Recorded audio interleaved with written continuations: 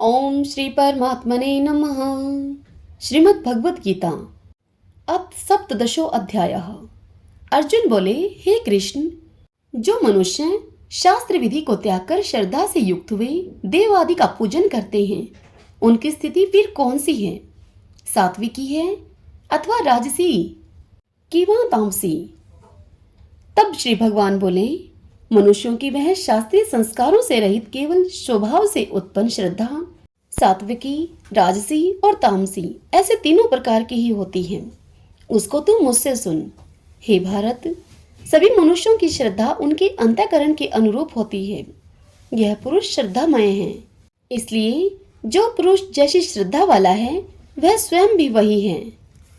सात्विक पुरुष देवों को पूजते हैं, राजस पुरुष यक्ष और राक्षसों को पूजते हैं तथा अन्य जो तामस मनुष्य हैं वे प्रेत और भूतगणों को पूजते हैं। जो मनुष्य शास्त्र विधि से रहित केवल मनः कल्पित घोर तप को तपते हैं तथा दंभ और अहंकार से युक्त एवं कामना आसक्ति के बल के अभिमान से भी युक्त हैं।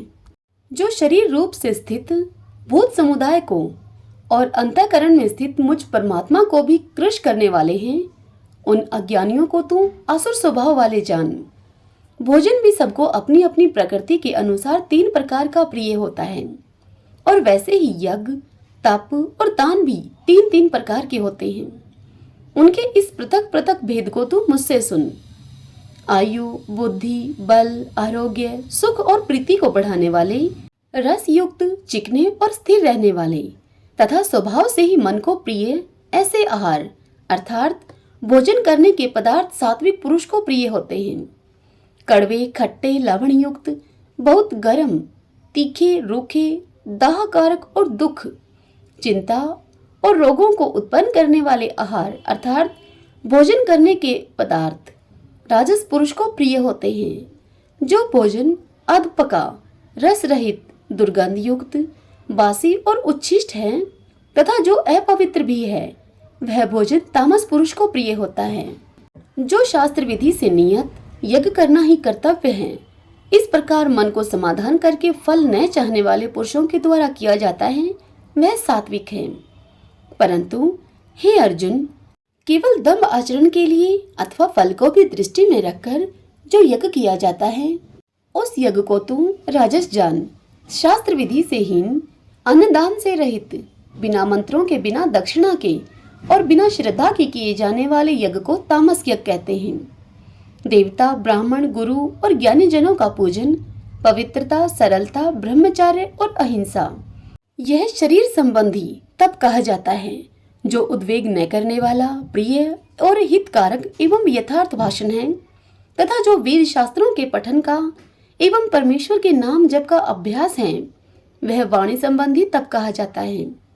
मन की प्रसन्नता, शांत भाव, भगवत चिंतन करने का स्वभाव, मन का विग्रह है और अंतःकरण के भावों की भली भांति पवित्रता, इस प्रकार यह मन संबंधी तप कहा जाता है।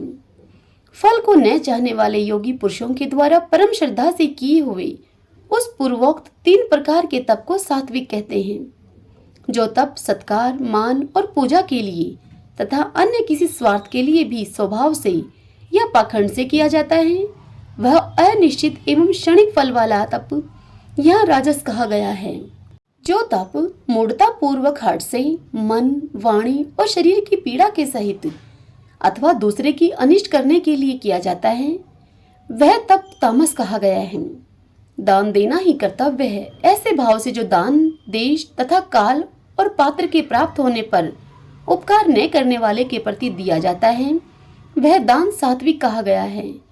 किंतु जो दान कलेश पूर्वक तथा प्रत्ययु उपकार के प्रयोजन से अथवा फल को दृष्टि में रखकर फिर दिया जाता है, वह दान राजस कहा गया है।